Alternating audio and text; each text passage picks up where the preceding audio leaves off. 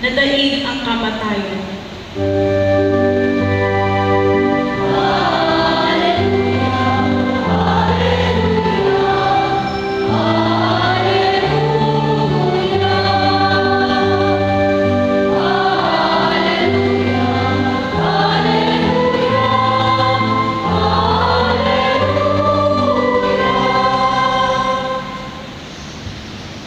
Sumainyo ang Panginoon. At sumayin niyo rin. Ang mabuting balita ng Panginoon ayon kay San Mateo. Papuri